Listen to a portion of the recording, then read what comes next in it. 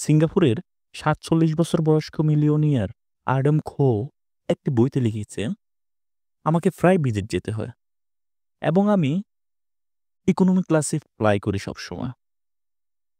একজন আমাকে জিজ্ঞেস করলেন, এত ধনী হওয়ার পরও আপনি কেন ইকোনমি ক্লাসে ভ্রমণ করেন?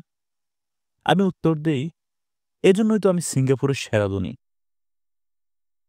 আরও একটি অতি মূল্যবান কথা তিনি বলেছেন, তা হল বিলাসিতার আসলে কোনো শেষ নেই।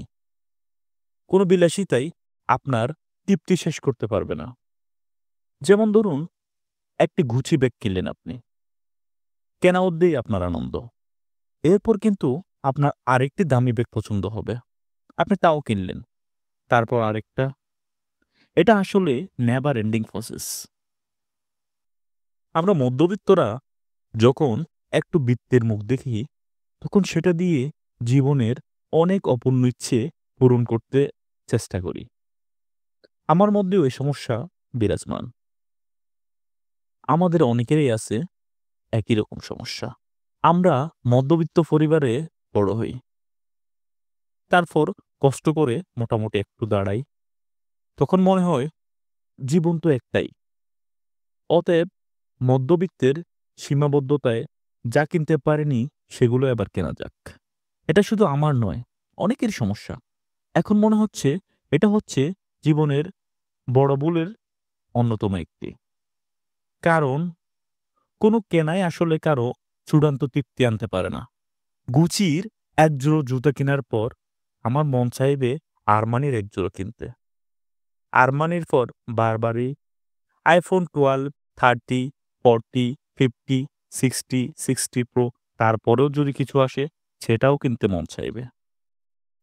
এভাবেই আসলে ধ্বংস হয় নিজের আত্মিক সঙ্গতি, ধ্বংস হয় আত্মার শুদ্ধতা। এগুলো কেনার টাকা জোগাড় করতে অনেক অশুদ্ধ দৌড় শুরু হয়, যার কোনো ফিনিশিং পয়েন্ট নেই। অথচ একটি বিলাসের খরচ যদি আমি একজন বিপন্ন শিক্ষার্থীর পেছনে ব্যয় করতাম, সেটা হতো শত বছরের অবদান রাখার মতো।